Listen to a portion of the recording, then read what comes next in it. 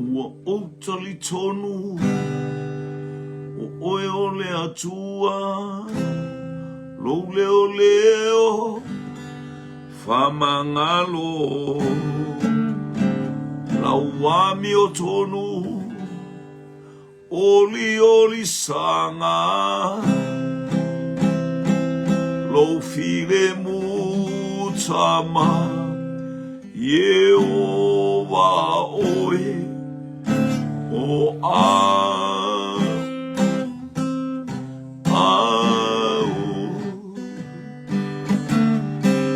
ole atua e ole ali o ali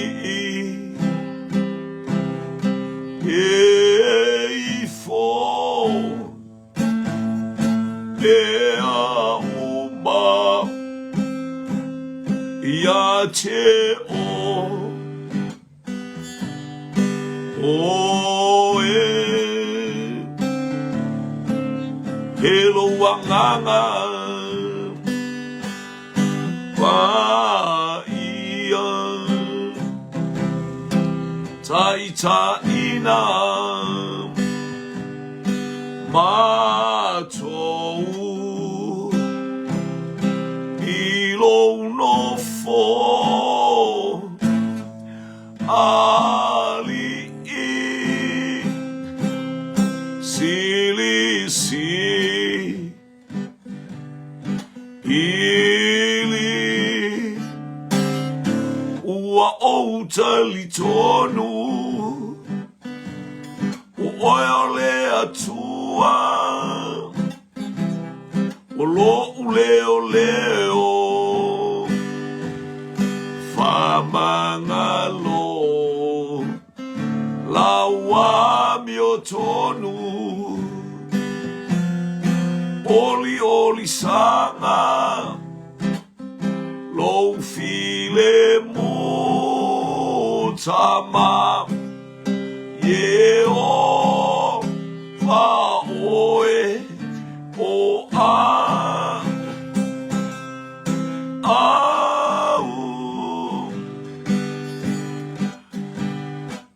He ua outali tonu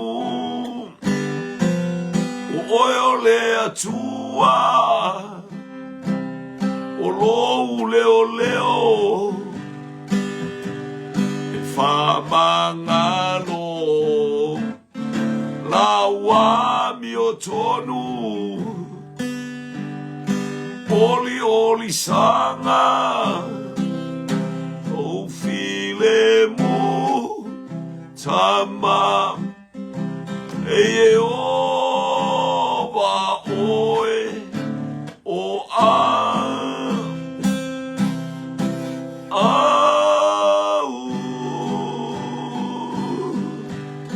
Hallelujah.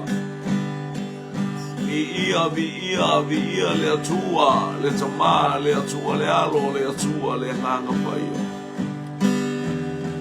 Fanene ina oile nei tae au fou, mane nei aso fou. Hallelujah. Ha ei oile vi inga, whapaleina oile vi inga. E te au fi oile vi inga. Osana, hallelujah, hallelujah, hallelujah.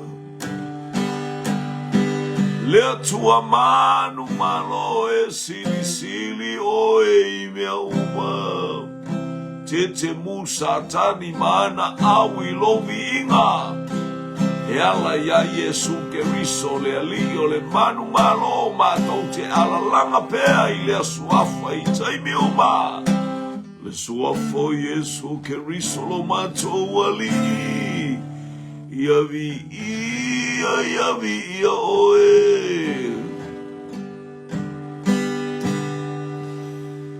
Hallelujah. Ana mamaya oile nei tae au whamunianga le nganga pa ia a wala mato lufi ina le li o la o fionga pa ia fiso sori mai ia anganga pa ia mātou te le mawhaia se mea o oe lava e toa tasi, tau ina ia mātou ngā lua se au na lea o ngā, whaatino ai le mea e te whina ngalo ai, ona o Iesu, amene, amene, ma amene.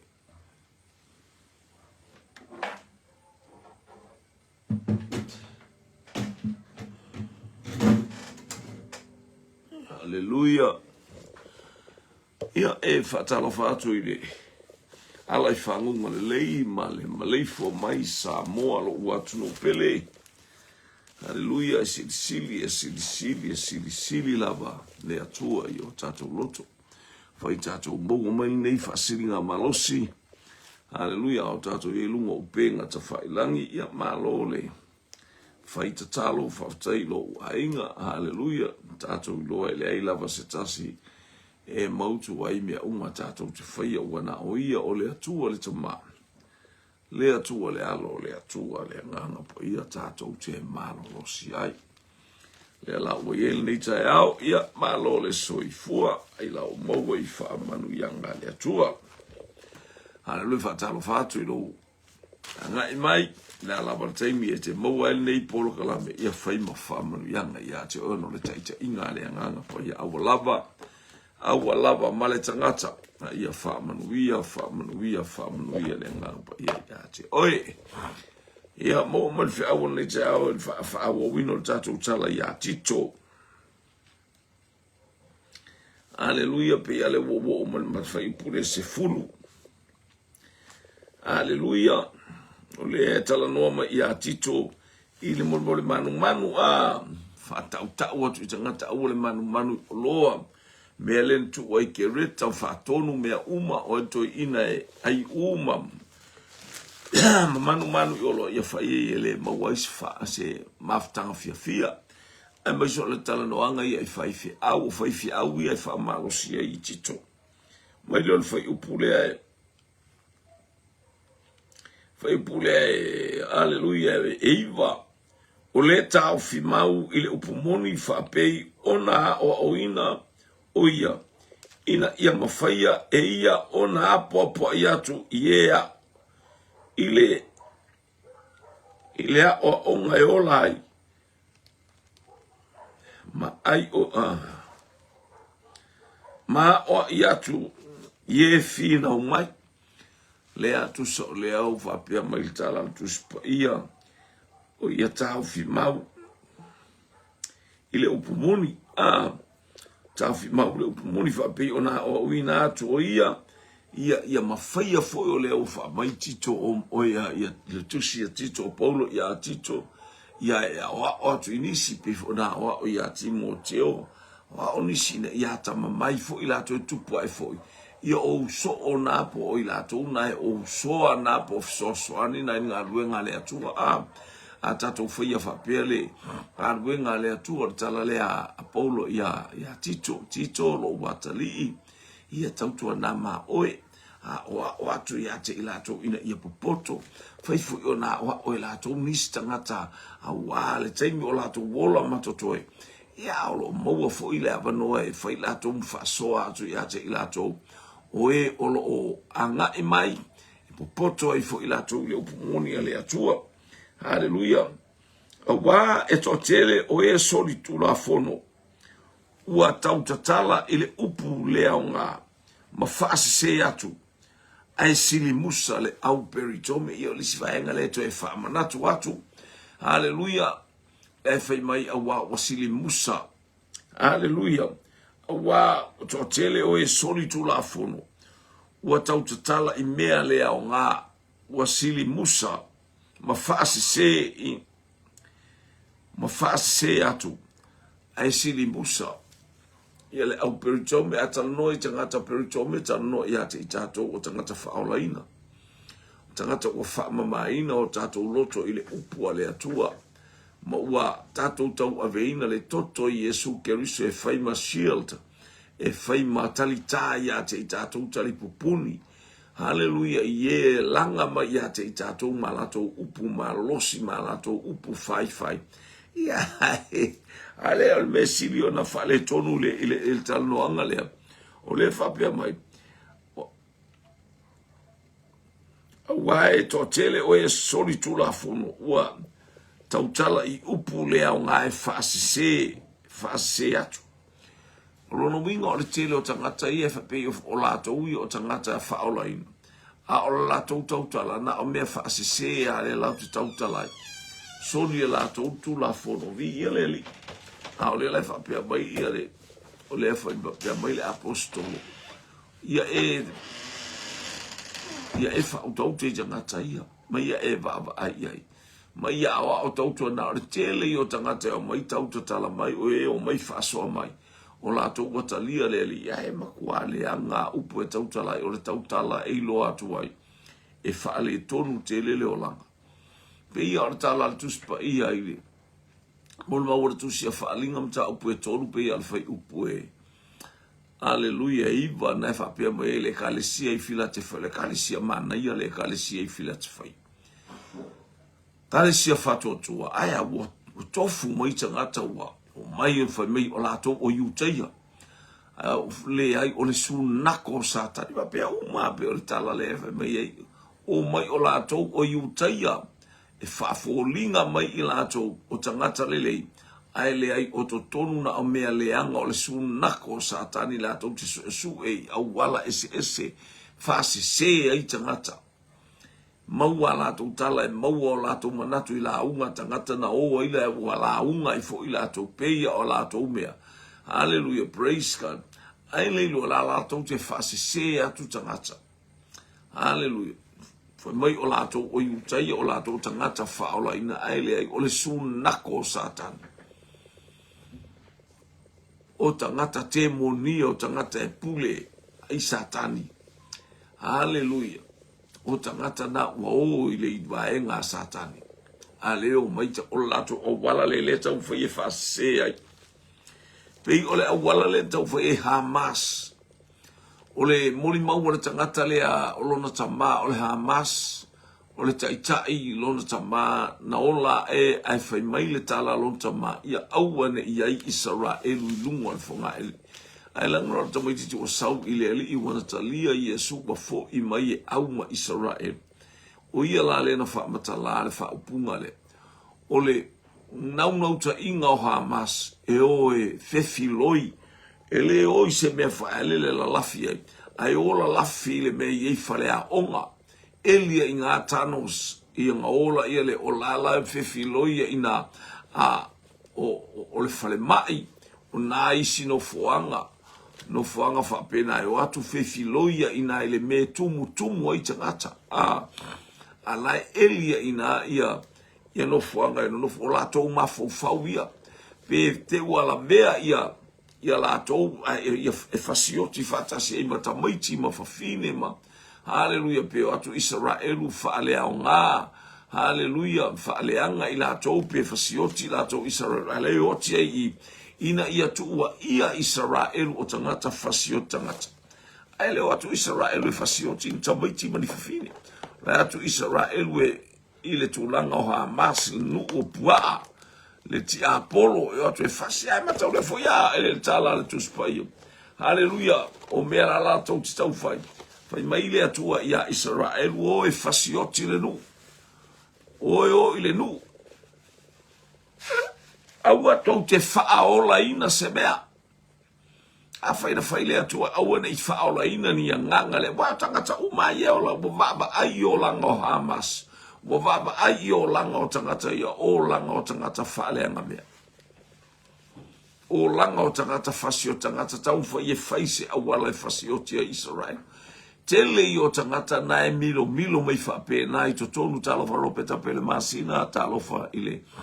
Tina tatalo malo le fight talo ia le lifa manu atu le atua ia te oil tinawa na mail nei taiao manu ia fo ilo taiao ia le li pe o wala na tau foi ha maso le la walu le talo ta Israel e fasioti fata la ngale afio ngale atua na fai ia Israel awa nei fato to ia stangata le la o mai te le wali ali sa o mai ale mele ia Hamas o lato manatu ia. A fasioti lato wote atua I mafafine matawaitina taona. Ita leo le UNO po malo au fatasi. ma lo le langi no mai lo le so loi ese Israel ma ese Israel ele ma fai e sisi ona fai se mea iluma o fofonga o le atua ma ele ma fai e sisi ona paia Israel o le mea ululi o ile i o i mata o lo tato watu anga leia ngalo fa talo fa fine ma lo le soifua vi ia le li ma lo le usu po inga luenga po tiuche ia ele ngata fu ile ia o tonu na tasa inta pena na ifana mo le a onga o le mafu anga na o le tulanga na o e fai i o langa fa pe o tangata nei Hamas e o ina ele mel na e a fai a te ufasiotia ila to ufasiotia to imatanga ia ele fai na fasioti tangata Hamas pe a fai ele aya ai esel mana i o le upu ale atua a Saulo fasioti tangata uma aua nei totoe seisi o le tala le ale atua na faile nua angai mai o fonte mina loi Saulo fasioti tangata uma lava e aua lava nei totoe se mea ai Saulo ia le tato i lo tala ia a kako le tupu ia Saulo ma umai a ioi ua ole tulanga lana pe ole fe au le tau mori atu hallelujah praise God tele o tangata tau fase se ai sili musa ai tangata peritomina fo mai tau tua na ma o tangata na tito tau tua na ma o tangata na itala ia tu ai ma e ave ia tele tangata o mai fo mai o utaia ila to o mai fo mai e faolen ai na o tangata tautala i mea leanga tautala i upu se tautala i upu whaavevesi hallelujah lea e na mai la tofu le wingo le ingo i utaia e ta umai o la to o utaia ai lilo le mea la to tio mai ai esele mana i o leo mai ai wha a upenga i tato ue le nganga pa i tato le tele o tangata atu e kalesia e o mai pei an tangata whato a mai se lotu ele o tangata salo lotu i fea fea wa i solo fa pena tangata na peo tangata Hamas e fea wa i solo hallelujah o atu ele nofo fai se ngānu e ngai le e kalesia le fai se mea hallelujah e fea wa i solo fa pea lato una le amo lato to maiti ma o ma lato ta vale fa pea lato o ma na ia e o mo lato winga na ia brainwash Rono winga e fase se ai tangata. Hallelujah. Le vai tu ai Paulo ia tito tau tua nama o e ai sili musa le au peritome.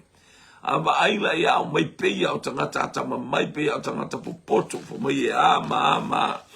Hallelujah. Ai o mai e matunga le ai a masemea. O mai e le ai a masemea. Vi ia le ali. Praise God. Ao le leila o lau sila ili taita inga le anganga pa ia e maua umai tangata nei. Tangata pipelo nei ma tangata whaafolinga nei. Ia whamelo le whai upulea e sutasi. E tatau o na punitia o lato ngutu. Awa lato whaariliu ese inisi a inga atoa. O loo awa o i mea e le tatau. Ina ua mata pea ile oloa. Ia whaalongola o ile mea lea e ala inga. E mana o e maua mai tangata lai o mai o fase se tangata ia lato utala fa mai taun ta puni ngutu. Sip their mouth. Io e au mai tangata mena le tautatala. Aya lato te tau mo fai e fase se tangata. Ilea ilo lato umana na o mo lato iloa o a inga ia. A inga o le kalesia e mau ai tupe o la iei le oa marita mau a inga e o mai pefa pena o le oa o le tino. Hallelujah. O le mata pea. O le mata pea mata o le pea o le manu le peke fiu e kae e pe fea lua mea brapa. Le kai pea o le lango. Ia no e tonga fiti e putoa le lango fuko ape.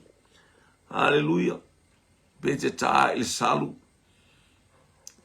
Ai o le lango a pe fe lua i mel pepe ai e te fiue e kongi le pepe ai le ai. Na mata pepe o mata o le pepe ai matua ai. Mata alia. Me o le mata alia i mele anga. Ai langala pepe ai mata alia i mele le. Are ufatu sa il tangata e mata alia i mele anga. Mata pepe. O mata ia o mata ele le mata o le manu. Matai va ai ia tulanga uma nei te iwa. Fale tonu ia ao. Felele a i ai maua e tangata. Ia leli. Fai pules furulua. Sa va pea mai se tasi o ilato. O sa lato lava perfeta. O tangata kereta. E sanga tala pe pelo. Lava ilato. O manu fe ai leanga. O e ususuai. Ina ai. E tau moa mai. Sa whapea mai le tasi o ilato o sa lato lava perfeta. Ion kangaka perfeta wha e pepelo ma mewa o anganga whaasala vei. Le fia wa i whapea on tangata perfeta. Ele o perfeta i mo meo kupua ma mea leanga e kapua iai. Hallelujah. Lea. Whalongo i ele tangata lea. O tangata ke reta. E sanga tala pepelo lava ilato. Nga o mea pepelo leo langa pepelo. Langa o lato tamarti Apollo. So stangata e pepelo o lona ta marti Apollo. Peila o e ola maso i fuolo e whaia pea matato whaia pea lea o langa ole pepelo. Io i tato o whana o ti Apollo. Tau tato alo ese. A tato alo ese o le wa ilo e inga la e moni e te alo e tapua i le atua. Ai e te pepelo o louta mali ti Apollo. Na pepelo mai ia mai le amatanga. Sanga tala pepelo i lato. O manu fe ai leanga. O e ususuai ina ai. Me le o i tala. Lona winga o manu fe ai e leanga. Tau fe ai. Tatou tau mawhai e baba atu e mai ata mai le i tau fe sa e i lo roto. Fa leanga oe. Na leo mai ai tau mea ai ma watu ai mea ai ale ainga. Hallelujah. Na ususua i a ai whalongo. Rina e oi fua tua ua vela le tausinga le a inga o atu i ai a. Ai taipe o tangata maa mona i e feo ina leo mai ata watu whaile a sona i tangata. Ai mai. Ai a umatu le misiona te watu watu e tata ata mai tu tamasa i langa le iei fo i maa mona le matonu. O le umatu wa mna le ula le anga i a tata ai o tamiti. Iyo e. O isi wa ai o e mi faile misiona aya ai tata asolo ele o ini e faini ni lotu i yafi ai a o ni na o e faile mi o kale tala inga pei o tangata pa ia na sanga usua ile mo vai tangata ia e usua i o eva ai o lato ai nga le ai me ai po vela le me ai le ai nga ai o le au le o langa fa ke retai o lai tangata na mamo. O le mori maumoni lava i lea. O le mele ia ai ona ea o ai atu ia te ilato. Ina ia lato wha maoni i le whatotua o male ai le upo le atua. Aua e te alu e alo e sebe. Hallelujah. Ivo i la le tala leo te tau atua waipe o le tūlanga na. E te leo e kalesia o. E fu ina i o te ila e o e tala i mamna. E le ilo peo la lako me e le whaiang i saka. E le o e kaukua i mākua. Wa whawhenga e alu pēr whai kere ilo a wangi o mākua kere ilo a whai si saka e aiso. A le la e alu e ai saka ai si a inga ma e alu e ki alu a pēnga na. E le o e whaini lotu. E le o e whaini ini o mai marasoa. O mai tonu al teimi e whai e mea ai. Wala wilo o ia ai o le vame i o le usu. Whaila o le a inga whai e le whangau kengi al kamano o le au le lei o ka le vame le usu. Hallelujah. O ta ita no ta o e na tati e ti ei fo le tūlanga wha mamon. Whia i e tata nova mai o Joseph Samika. Ia o mena i ai. Na le lofa i ate i lato. La e whaataunga o i lato, hallelujah. I mea lato te vava i ai mo lato, tilo i ai. To e fo i mai leo whana, o ele o e whaini whi au. O i ele o e whaini ngā lua, ngā aia. Uso le a whaingi ainga a whamai o le la halule. O le halule ka male ka la. Ele o tala ia i Yesu. La e tala i le loko. La e o tala i ele. Ia la ko pero feka. o le mole maumoni lava lea o le mea lea ia ma ai ai ona e a o ai o le mana onga le ia a o sa o a ma wane e alo le mea ta o le a o ma le ma ai pe ia lo ngai fa ma ai ke ilo a o inga tau le mea pa mo kulu le mea pe a o inga pe a whainga luenga e te le tinga ina o le mafu anga na o lo le tinga ina na ma ai o le mana o la a o ma le ma ai pe ia o le a te whanga a whanga i le matatao na pe lua ma mulu atu le ia e alua e pe o lo ua o ma le ma ai hallelujah e pe a sau fo o to fo i mai i le li o ka se au le o le o langa e fo i mai mal fia e a fai alu so na alu e fa pena Louis Robinson talofa praise God fa talofa tu le malai fo mai mala ai fa ngunga le le aingo fa toto le se le mana yo tato fa longo le upole to awane i ta ofi i tala o le vavau fa ayutaia ma polo inga tangata e li liu ese i le upumoni tangata ia o ese ma le upumoni o fau mai fa mai o kanga loa wa failo la ko poko mo la ko waka mai hallelujah o taimo le fa pau o Samoa na ia nganga fa salave ai a fe o ia le pongisa wali ua i le malama tia matia i tu au fina o mawai tu utu nasunu ia i le malo le atua na malo ia e na fanua o sunu i le tala le lei hallelujah i le motu o salafai nga solo mai o i silotu faali o le bauta ofi a ua mautu le faavai o le upumoni ua to ila loa i se oli o le faavai o le upumoni o Yesu Keriso valo bausima ma le ainga talofa i le angai mele pe se ia i le pe se fa fetai i le la awe awaile e ka le sia i le papa o le tusipa ia se le mana ia o le tatou iloa le lei whaatonu le tangata i le upua le atua o ma le mama kwa oa tole au e koe sau so mo ngaru ka awa ko aso sau tala iyo va pena ia va ai tangata mo la to ngale au ka mau ka la yo lo ka la ingi hallelujah aya ava tu fo mai esse aulanga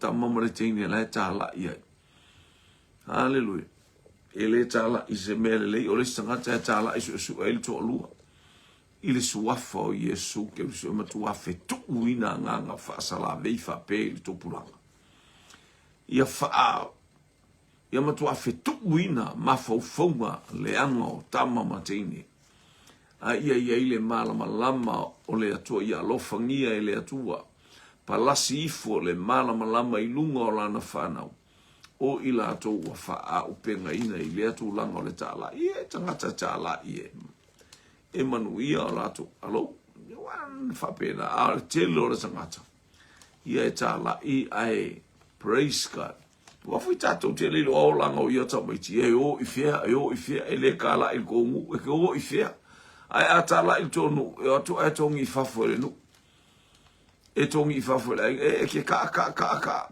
o wa fu le lo o mai tangata fa pena o ma tato hallelujah o le tātou upu e talano atu. E ilo ale lei mai tātou e tangata.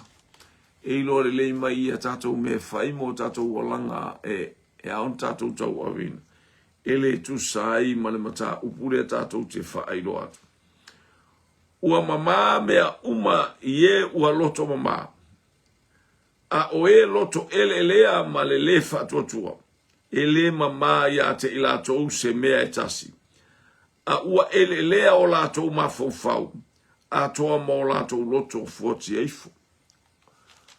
mama me ye loto mama a tangata ele pala ya a tangata fatua tua tangata baba ai ilele e mama me uma haleluya ole mama fo ina te tango te fasoa i tangata na luatu po ana me failato ainga o ana me fa mai la ya lula onga sauk moi ele tau pe alu le onga mai le mafofo sa fo to e fo is au fa le ala tili ele mafofo ale fo mai o e loto mama me ye loto mama o e loto mama tangata fatua tua e ta ina ele nganga pai a e tala no fo tangata tala no malo loto mama o me a no fa tonu ai so se ai ele fa tonu no we se poto ya te oi poso poto ai o me le fa ele nganga pai so ani te soani ma fa tonu le savalinga le fa na ele mama ya te ila to metas wa ele le o la to ma fofau a to mo la to loto fu te I fo la e fatala ele ma se me mama la to te lo le si me na o istangata yo tala ina ya mo tangata ave papa tiso wa pe o le papa tiso ai mas pa ele skanka o la na papa tiso ya me Paul me fasa taulo lo tangata tu ai tanu mia lo tangata tu ai tanu mia lo tangata tu ai o le tanu mia la le tato wa ele afio mai o le nganga pa ia fa ma walalo o le winga na le tanu mia fa ma walalo ma repent o le meta o le na ia da on tato salamo ale salamo ele se meta no mia ele o tanu mia I tato we on tato salamo I lumo le atu no me se tato fia ina I fa manu yanga le atu wala to wane wala to I lo le atu ai fa fiti ya la fa lo me fe mai I lo le atu ai fa fiti nga wenga na piolo si au vaenga na sa ya max le au vaenga na yo ta la ile au mai ele ai se haba ini matua mai ele ini nga wenga ele fa pena ngalo ai fa fena ana te email tangata e ala na va ai tangata ele malosi lo o vai atu ya nga wenga le fa ma ai atu e se le fa manu ia le o langa tangata ele va ai atu ya nga wenga e lo le tele o tupe manu ia ile lo to tangata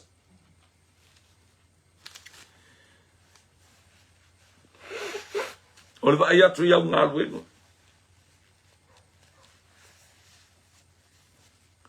ya no e nga wenga le fatino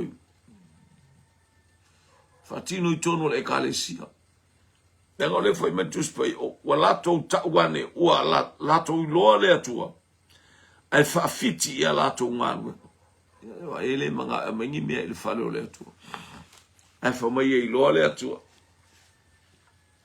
na au fa fiti ya la to ngalo fa ya le kalesia ngalo nga fa go ai ngalo nga fa ile mu aya mai kama ele ngalo fa pe nga mele o la ko la o ne isi kalesia tere la por le tu inga finga la fa la totala inga sata la imwomwa ele se me fa pe ele yo o le abo mato fo mai ele so tama ele so tina ele so tina ele ava ma ko me ina o lo yesu tu la fono e il me fa wina o lo tu sia ava lo to mama lo tina hallelujah ai la ye me fa vale ai hallelujah ai fa fiti la to ngwa o ino sia ila to ma fa long ngata o ino sia ila to ma fa long ngata la to tele fa ma oni fo inga luenga le ai se nga luenga le tasi la to te fa ma oni ya o nei mea umana o ile apostolo ilona atali I fa le nganga o tito a watu o le tusi tautua na ma oe tele le itu inga tangata whapena o ola I lunga o le ekalesia. Ola I to tonu o le ekalesia. Ola I la tōni o langa whapena. Ia e matua o atu. Male ai. Le upua le atua. Hallelujah. O lātou tala le ufa ilo atu fo mai o lātou e loa le atua. Ai lātou te ne whaia ni ngā ruenga. Fia o ile atua ai musu e ngalue. O le atua le te au ona iai. O le atua ngalue. Wai ulawa o lava ilona soifua ato wai a ofo ato mai lungo le sātauru. Ina ia o lai whaifi au lea na pala. Na masa alo na toto. Malingi lo na toto. Ua tō mai le toto pa ia o Yesu Keriso. O le whailunga leo le tangata ngalue. Hallelujah. E tu watu le tangata ngalue. Nate tā ailo na whale nganga mana iloa mea o na olai. Mau alunga le vi inga o le atua le neitai au. Whamnuia le atua ilo wanga I mai anga I atu anga iane o afu o whangon neitai au. Mantua le tā la paulo. O mea ala vai ye loto mai mao la tau loto. Ao tangata loto pala. E la tau te le mana umia ni mea wha e ta umai ni tangata o ni mea mama. Na o mea wha le tonu ai a te I la tau. So tangata I le atua mtalea Keriso e whai mali I ma whaola I lona olanga. E mama mea uma ye loto ma wha mamaro loto ni tai au. Lela e anga I atu. Ia le anga tele le au whaasala vei lunga le ala. Alfe au na le atua. Ia oa o male ai. O male te mite oa olo. Ao e lunga olo. Whalewhai ngā luenga. Oa I tangata whaale tonu. Oa olo. E fo ile vi inga ile atua. Fo ile whamanu ile atua. Hallelujah. So mai ile atua. Ile nei tai au maanga le mai ile atua. Hallelujah. Praise God. O e lunga le ala. Whatalo atu ilo usunga le. So ina ia manuia fo ilo wangai mai nei tai au. Hallelujah. Fai sau fono. Talo ia alo fatu ia tafa. Ia wala umai alo fatu ia inga vi ia leli. Alfe auna le atua. Ia ngale leli ia ula ei talo fa. Iyo ia o male maa ai le upu le atua.